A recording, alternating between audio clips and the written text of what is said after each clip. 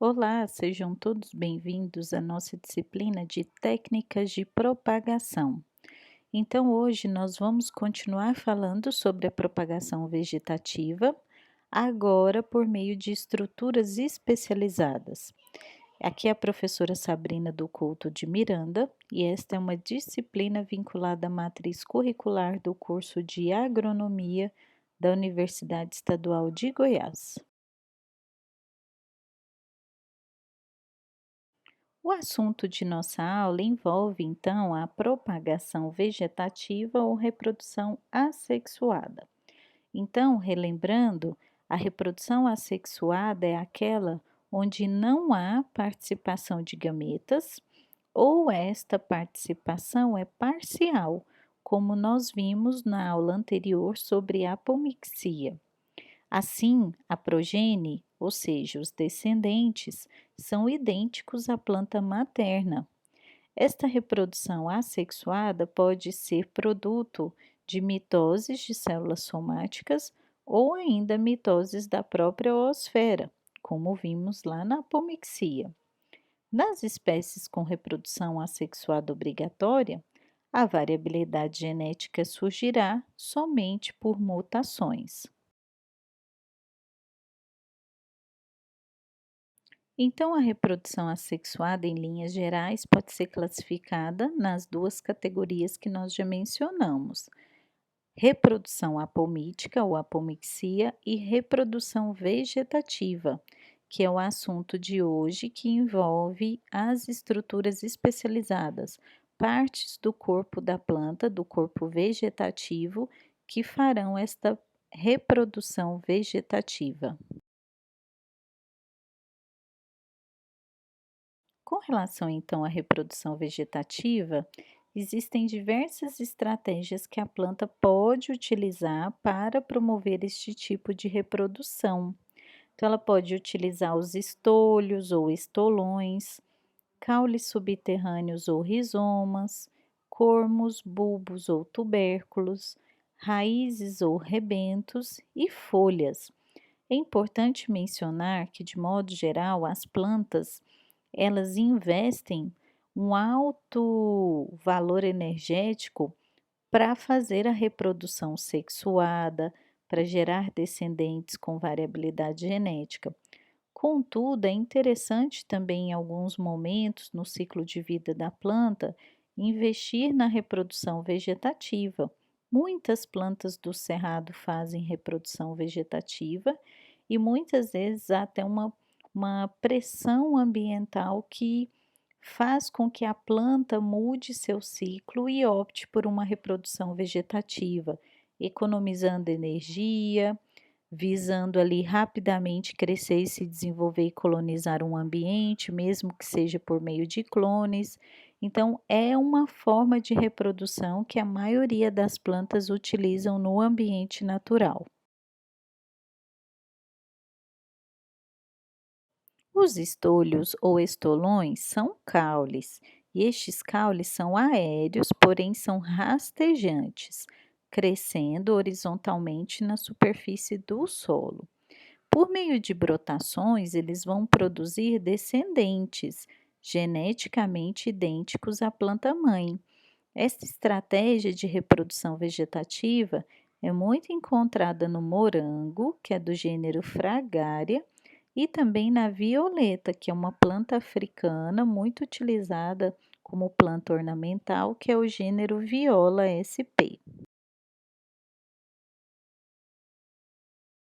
Esta representação, retirada lá do livro do Raven, nós temos aqui uma violeta, gênero viola.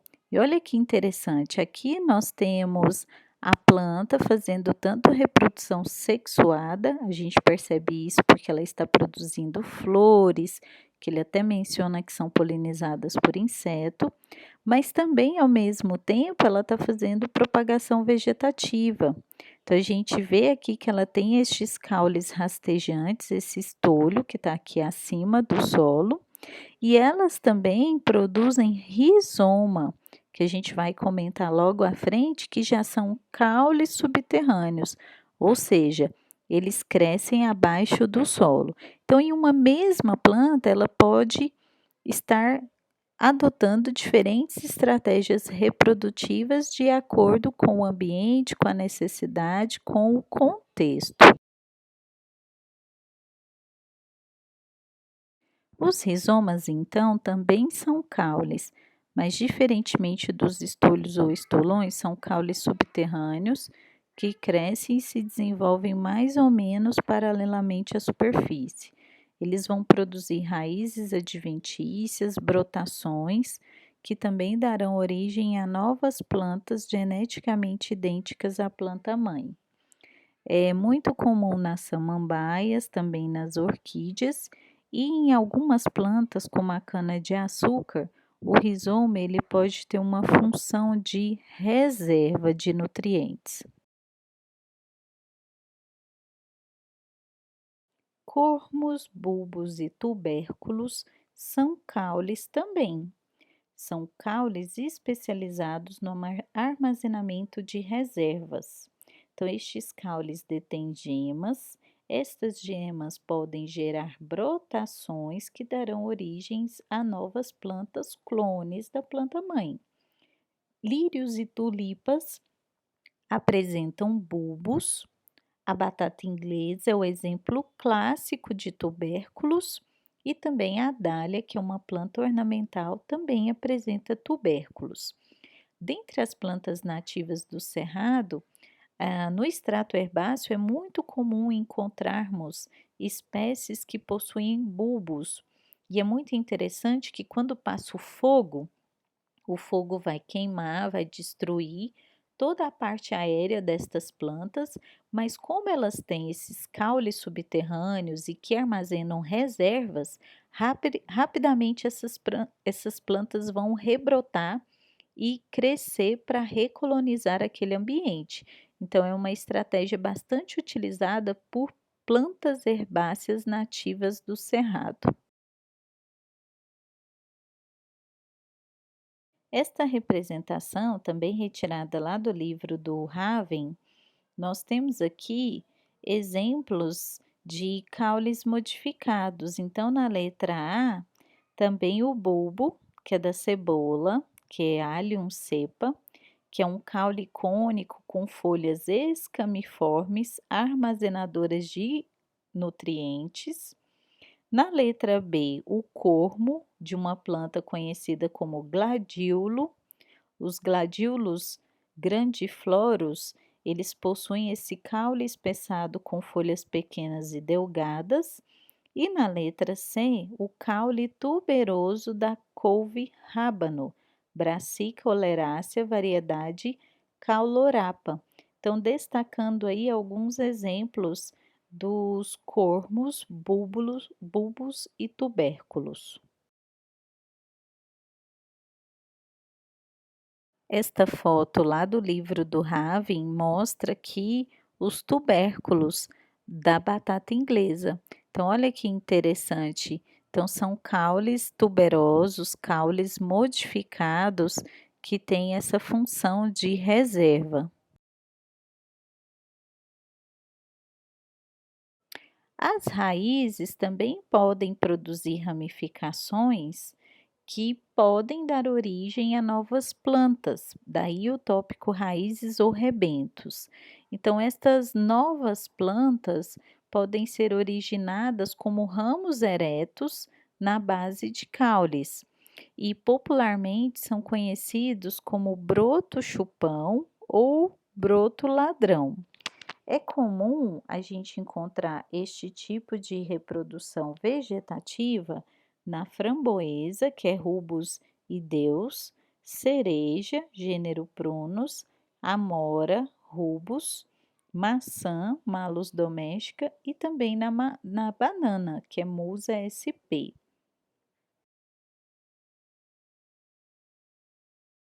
Por fim, as folhas de algumas espécies também podem desempenhar essas funções de reprodução assexuada.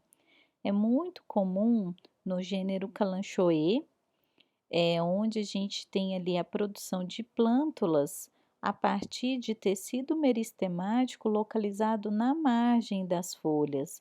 Então, no próximo slide, a gente vai ver como que é esse tipo de reprodução assexuada a partir de folhas.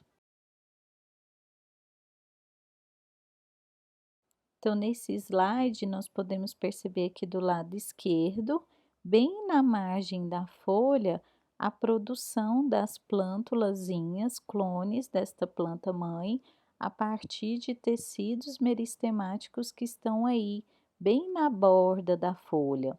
No outro exemplo, do lado direito, da mesma forma, nós temos aí que a folha se destacou e, ao se destacar na margem, no local onde há a presença deste tecido meristemático, houve a formação de plântulas, clones desta mesma planta-mãe. Bom, pessoal, o objetivo desta aula foi falar sobre as estruturas especializadas, na verdade, partes vegetativas do corpo da planta que podem produzir clones, né, brotos, brotações que darão origem a clones da planta mãe, representando aí a reprodução vegetativa por meio de estruturas especializadas. As dúvidas devem ser postadas em nossa sala de aula virtual e nos vemos em breve.